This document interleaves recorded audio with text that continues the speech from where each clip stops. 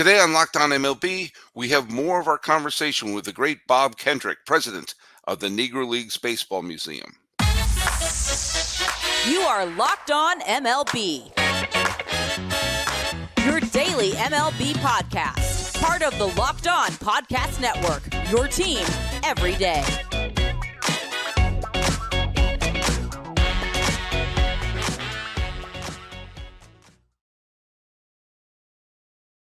Hello, baseball fans. Welcome to Locked On MLB, part of the Locked On Podcast Network, where it's your team every day. This is the daily podcast. We talk about all of Major League Baseball. I am your host, Paul Francis Sullivan. Please call me Sully.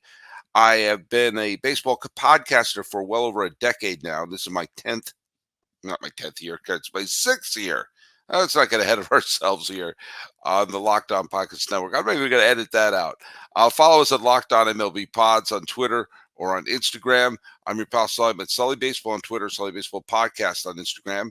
And if you happen to be following us every day and you're leaving any messages on any of that social media stuff, please send me a hashtag on there where it says Everyday Sully. It helps us know who's watching us every single day. Today's episode is brought to you by our friends at PrizePicks, the easiest and most exciting way to play daily fantasy sports. Go to prizepicks.com/LockedOnMLB. Use code all lowercase LockedOnMLB for a first deposit match up to $100. We have more of our conversation with Bob Kendrick, but before that, I do want to address the trivia question, and a couple of you got it right. I was talking that the other day was the day that Alex Grammas was born, the late Alex Grammas, and he was one of Sparky Anderson's lieutenants. But as a manager, he was the final manager of what player? Scott Campbell got right. A couple other people got it right, but I'm going to point out Scott Campbell, if for no other reason, not always bring out Scott Horsemeyer. But Scott Campbell's an everyday Sully, and he said he was Hammer and Hank Aaron's final manager when Hank Aaron finished his career with the Milwaukee Brewers, not the Milwaukee Braves. Hank Aaron was also, or Henry Aaron, I evidently preferred to be called Henry Aaron, was the last Negro League player, last person who played in the Negro Leagues to be in the major leagues. Not a bad final representation of that wonderful league. A few weeks ago, I had a wonderful conversation with Bob Kendrick, and that was an episode that I had on here. And I had to trim some parts of it because we went on for a long time. And in fact, some of the stuff that we were talking about, which was just us talking before the interview got started, I thought we went down a couple of interesting paths. And so I wanted to share that with you, more of the conversation with the great Bob Kendrick.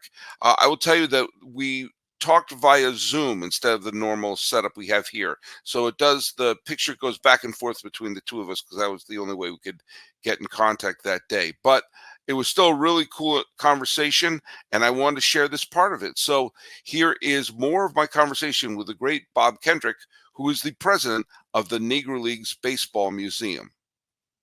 Can I call you Bob, or do you want Mr. Kendrick? No, please call me Bob. Okay, well, everyone calls me Sully, so I just want to, I never assume. I had that when Rudy May was my guest on, former Yankee and Expo Rudy May, and the whole time I was calling him Mr. May, and I'm sure you've met him. He's got this very sweet, kindly voice. He's like, don't call him Rudy. Why are you calling me Mr. May? It's that was kind of like Buck, and it was hard to call Buck. You wanted to call him Mr. O'Neill.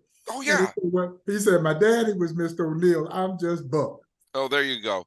Well, I'm going to do by the way, I just was looking at you can't see my desk here because my desk is a disaster area, but I'm always having a baseball book near me, and I just happen to be reading a book about Pete Hill right now. Yes. That was written by Bob Luke. This was a present from my mom. But I became a baseball historian because of my mom. My mom had all these great baseball books she had when she was growing up in the 50s and 60s. And I was thinking about that. I read every one of those books, and virtually none of them mentioned the Negro Leagues. It was like Jackie Robinson seemed to pop out of nowhere, like Brigadoon. I'll tell you one of the things, and I had on, you see Turkey Stearns is Turkey looming Stearns over and my Cowboys. shoulder here. I've become really good friends with Vanessa Ivy Rose, who is the host of the. If you haven't listened, the fans of this show will know we've talked a bunch about Reclaim the Forgotten League, which is a wonderful limited series podcast that is hosted by a friend of the podcast, Vanessa Ivy Rose, who is the granddaughter of Turkey Stearns, Hall of Famer, one of the great all-round hitters in the history of baseball. No qualifiers on that. We were talking about one of the parts that is frustrating for me as a fan, because one of my biggest frustrations, we missed out on these great confrontations. Like I would want to see like one of the great pitchers of the 30s, like Dizzy Dean or Carl Hubble, face off against Oscar Charleston. You want to see the best play the best at all time. Absolutely. But I mean, even when you were just talking right now, we were rattling off the superstars, the Frank Robinsons and the Ernie Banks and all of them. And I think about the players who would have been role players, would have been the people who helped, not everyone's the superstar who has the big moment. I've been reading a lot about the 72 playoffs, and like Tom Hall was a pitcher for the Reds, and he wasn't a star, but he came out and got huge outs. I'm a huge Boston fan, and two of the biggest playoff moments in my fandom is Dave Henderson hitting the home run against California, and Dave Roberts stolen base against the Yankees. Both of them were fourth. None of them started that game. They were, so losing out on the role players, the players who were good but not superstars, but contributed, like the way that Howie Kendrick's home run against the Astros, and he was the MVP of that NLCS, but Howie Kendrick is a very good player, but he's not going to make the Hall of Fame. No. And superstardom is limited. Right. Yeah, there's only a handful of those. And then you have some very good, and then you have some good, and then you have some average.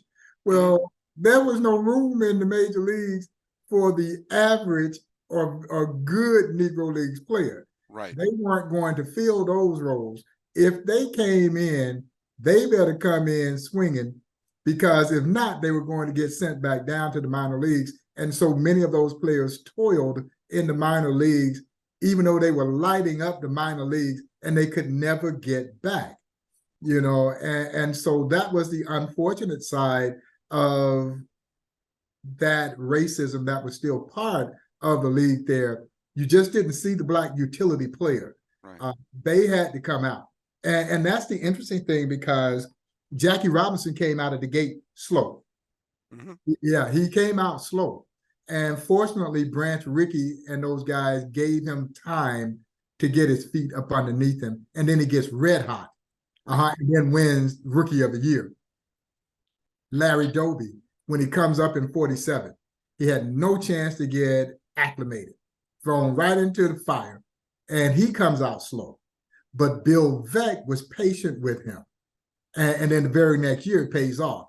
Larry and the old man helps lead Cleveland to the last World Series that Cleveland had won in 1948. And Larry was a star in that series. And they don't get to the World Series had it not been for the age-old wonder, Satchel Paige, who was dazzling when he gets there in July of 1948. He goes 6-1 to help them win the pennant, because they were in a heated pennant race. Fella wasn't pitching well. Veeck needed pitching, and he turned to the old man. Now, I don't know if he knew the old man still had some gas in the tank, but the old man still had some gas in the tank, and he was dazzling. Now, he didn't get many opportunities to pitch in the World Series, but they don't get to the World Series had it not been for Satchel. And Satchel made the All-Star team in the 50s. With the Browns. With St. Louis. Yeah. Two-time All-Star. Mainly out of the bullpen. It's really tough to eat healthy and not have it blow out your budget. But that's why I use Factor as a great new meal service. You eat stress-free this spring with Factor's delicious, ready-to-eat meals. Every fresh, never frozen meal is chef-crafted, dietitian-approved, and ready to eat in just 2 minutes. Choose from a weekly menu of 35 options, including popular options like Calorie Smart, Keto, Protein, Vegan, or Veggie. Also, discover more than 60 add-ons each week, like breakfast, on-the-go lunch, snacks, beverages, to help get you fueled and be on the go. You're looking for gourmet meals? Try meals that feature premium ingredients like filet mignon, shrimp, truffle butter, broccolini, and asparagus. No fuss, no mess meals. Factor meals eliminate the hassle of prepping, cooking, cleaning up. Simply heat and savor the good stuff. You get chef-prepared meals on the table in 2 minutes with Factor's ready-to-eat meals, so you can get back to doing what you're doing best this spring. It's tailored for your schedule, and Factor is a solution for fast premium meals without the need for cooking. So here's the deal. Head to factormeals.com/lockedonMLB and use code LOCKEDONMLB to get 50% off your first box plus 20% off your next box. We're celebrating Earth Day all month long, so check out the Earth Month Eats badge on the menu for our lowest carbon footprint meals. That code again is LOCKEDONMLB50 at factormeals.com/lockedonMLB to get your 50% off your first box plus 20% off your next box while the subscription is active. That is Factor Meal. PrizePicks. It's America's #1 fantasy sports app with more than 3 million members, including me, your pal Sully. It's the easiest and most exciting way to get in on the action and watch your favorite sports and players. You just pick more or less on 2 or more player stats and watch the winnings roll in. Spring training is over and baseball season is on its way. Don't miss your chance to catch your favorite players from the diamond in your PrizePicks entry, whether it's strikeouts, RBI, or first inning runs. Take your pick of more than or less than and add them up to your PrizePicks entry every day. And you get on the playoff action if you win up to 100 times your money on PrizePicks as you enter the world's best players take on the game in basketball's postseason. So what do we got coming up here on my picks? I am going, because I have it right here on my app right here, I'm going to pick Tyrese Halliburton. I'm going to say less than 10.5 assists. And Cade Cunningham of Detroit, I'm going to say he's more than 24.5 points. Boom. The winnings are come rolling in. So download the app today and use the code LOCKEDONMLB, and you get a first deposit match up to $100. That's right. Download the app today. Use the code LOCKEDONMLB for a first deposit match up to $100. That is PrizePicks. And do you know what? You pick more. You pick less. It's really that easy. Are you watching Fox Sports or ESPN on your TV all day? Have to turn down the volume with all that shouting? Make the switch to Locked On Sports today, a free 24/7 sports streaming channel programmed for you every day to bring the biggest sports stories without all the screaming. Locked On Sports Today brings you can't-miss analysis, opinions, and news, streaming 24/7 on YouTube or the free Amazon Fire TV channels app, part of the Locked On Podcast Network, where it's your team every day. Now let's get back to our conversation with Bob Kendrick. By the way, I have to say this. I was re-listening to the episode that we recorded many years ago because again, I didn't want to just hit all the same things. But here's something that interested me that I wanted to bring. I couldn't resist bringing this up because you were doing an event at that time. It was 2017, where you were honoring players from the major leagues who would have fitted in the Negro Leagues. Played the game where they played it in the Negro Leagues. Right, and you and I were talking about. We brought up Ricky Henderson and Tim Raines and a lot of other people. And you at the time lamented that 2 of the people you were honoring, you said, I do not understand why these 2 are not in the Hall of Fame. And they were Tony Oliva and Lee Smith. And I had a big grin on my face thinking like, better late than never. Better late than never. You know, we like to believe that we may have had a little hand in pushing that agenda for those 2 players. And you know, and even eventually Tim Raines gets in. Tim Raines, Lee Arthur Smith, Tony Oliva, you know, all great friends of the museum. Of course, Lee Arthur Smith was signed by the late great Buck O'Neil. That's right. And so that gives Buck. And stolen by my beloved Red Sox, because the Red Sox absolutely fleeced the Cubs to get him and help them win. The Red Sox got to the playoffs in '88. I'm sorry, this is the Red Sox fan in me coming out. But I remember, because at that time, the Red Sox had tons of talent, and their bullpen was awful. And then I picked up the newspaper, and I said, they traded Calvin Schiraldi and Al Nipper and got Lee Smith. And I thought, is this a joke? Is this candid camera? And he came right in, and he was everything you could ever ask for. Absolute lights out. Man, it gave me great pride, because that gave old Buck 3 Hall of Famers: Ernie Banks, Lou Brock, Lee Arthur Smith. Now, he didn't sign Billy Williams, but he is responsible for Billy Williams staying in the game. Billy had quit the Cubs. Billy had quit the Cubs and gone back home to Whistler, Alabama. And who did the Cubs send to go get him? Buck. And Buck says he goes down to Whistler, and so he says he never says anything to Lee about going back. He would pick him up every day, drive him around to ball fields, and of course, all the kids were excited to see Billy Williams. And he's a major leaguer. And after about 3 or 4 days of this, Billy looks at Buck. He says, "Buck, I'm ready to go back." And the Cubs wanted Buck to put him on the bus, and Buck said, Buck had an old Plymouth Fury, and he said, "I'm gonna put him in my car." And Buck drove him from Whistler, Alabama, back to San Antonio, Texas, where the Cubs were spring training at that time. And Billy Williams, as we know, will become sweet swinging Billy Williams, Hall of Famer. And Mr. Williams will be the first to tell you that he owes his Hall of Fame career to one Buck O'Neil. And so hopefully Joe Carter will get that call at some point, which would give Buck 4 Hall of Fame. That's right, because he was in he was with Cub. He was in the Rick Sutcliffe trade. I totally forgot that. I totally forgot that Buck signed, the Cubs end up trading, but that's with the exception of Ernie. Bob, I was going to say, what about Fergie Jenkins? But then I realized Fergie Jenkins actually he was with the Phillies, and the Cubs stole him from the Phillies. Buck didn't sign Fergie, right? Because he like everybody else, he admired Fergie. And what Fergie was able to do, winning 20 games almost perennially there in Wrigley Field, not the most pitcher-friendly ballpark, was absolutely incredible. Bobby, you've been very, very... My first baseball game, because you remember that. Well, we need to keep the memories alive, and there's no one who does it better than Bob Kendrick. And, you were talking about, we got Tony Oliva in, we got Lee Smith in, we got Tim Raines in. Someday they're going to put Bob Kendrick in. I'm absolutely believe that. Someday Cooperstown is going to put the name of Bob Kendrick, put a plaque up of him, because that's exactly where you belong. And I cannot thank you enough for your incredible generosity of your time with me. This is, we spoke many years ago. And you were generous then, you're generous now. And this was I've got to get to Kansas City. I haven't been to Kansas City in years.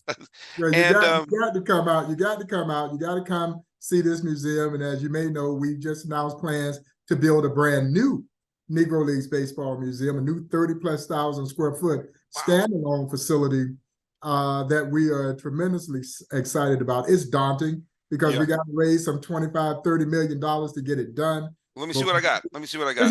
So if you got an extra 25, anybody listening, if you got an extra 25, send it our way. We can use it. But now we're excited about this. We think we got a pathway to get there. And it's just a great example of the growth of this organization. And, but now we can't wait for you to get out to Kansas City. And when you do, the ribs are on me. Oh, now we're talking. By the way, I just realized, looming over my shoulder here, because I have both pictures here. This is Jim Rice. Obviously, was one of my favorite players as a kid. We talk about someone who needs to get in eventually. Yes, the Cobra, Dave Parker. Yeah, we put him into our Hall of Game as well. Oh my God, get him in our Hall of Game, and man, it was great to have him there. I don't know if people they just don't seem to realize how great a ball player he could do. Everything. Yeah, and it's a travesty, in my opinion, that he's not in the National Baseball Hall of Fame, but he is in the Negro League Baseball Museum's Hall of Game, because he was a throwback to the way that those guys in Negro Leagues played the game. he was a batting champion. He had power. And when I had Ellis Valentine as a guest on the show, he was telling me that at the All-Star game in 1977, I didn't think I was going to bring this up. But the All-Star game in 1977 was at Yankee Stadium. And at one point in right field, you had Dave Winfield, who was with the Padres then, Ellis Valentine, who was with Montreal, and Parker, who was with the Pirates. And they were all bragging about who had the best throwing arm. Who had the best arm? And so they totally impromptu. This wasn't an ESPN event. This was three guys. They had someone over at third base. They went to the absolute corner of right field and had a throwing competition to see who would get it on the fly. And Ellis Valentine claims he won, but I don't know what a reliable narrator he was at that point. I tell you what, though, that's 3 great arms there, man. Oh my God, yeah. Oh my God. Did you know that even if you have a 401k for retirement, you can still have an IRA? Robinhood has the only IRA that gives you a 3% boost on every dollar you contribute when you subscribe to Robinhood Gold. But get this, now through April 30th, Robinhood is even boosting every single dollar you transfer from other retirement accounts with a 3% match. That's right, no cap on the 3% match. Robinhood Gold gets you the most for your retirements thanks to their IRA with a 3% match. This offer is good through April 30th. Get started at robinhood.com/boost. Subscription fees apply. And now for some legal info. Investing involves risks, including losses. Limitations apply to IRA and 401ks. Claim as of Q1 2024, validated by Radius Global Market Research. 3% match requires Robinhood Gold for 1 year from the date of the first 3% match. Must keep Robinhood IRA for 5 years. The 3% matching on transfers is subject to specific terms and conditions. Robinhood IRA available to U.S. customers in good standing. Robinhood Financial LLC, member SPIC, is a registered broker dealer. Locked On has launched the first ever National Sports 24 streaming channel. Locked On has launched the first ever National Sports 24/7 streaming channel on YouTube, and now it's available on Amazon Fire TV and the free Fire TV channels app. Locked On Sports Today is here for you 24/7, covering the top sports stories of the day with local experts of Locked On, plus our national shows covering every league. Find Locked On Sports Today now available on the free Fire TV's channel app. By the way, thanks so much, Bob Kendrick, for participating in the show. And I also want to give a special thanks to Nicole Schulenberg for organizing the event. And I am telling you, I am dying to get myself to the Negro Leagues Baseball Museum in Kansas City. And thank you so much, Bob Kendrick, for being part of the program, way back when I did the old Sully Baseball show and doing it here. And I love that some of the stuff that you saw on this episode was just the two of us talking before I did the actual interview. And I have a feeling if he didn't have a golf game right after the interview, we'd be talking for a long, long time. Hey, let's get to the trivia question, because this show is being dropped on April 4th. And the question revolves around April 4th and the answer to the trivia question from earlier the day. Henry Aaron achieved something on opening day 1974, which was April 4th, 1974. That's right, 50 years ago today. Geez, how old am I? 50 years ago today, Henry Aaron achieved something on opening day in Cincinnati. What was his accomplishment that opening day in Cincinnati 50 years ago today in 1974? Put your answer down in the comment section on YouTube, or at Locked On MLB Pods on Twitter or on Instagram.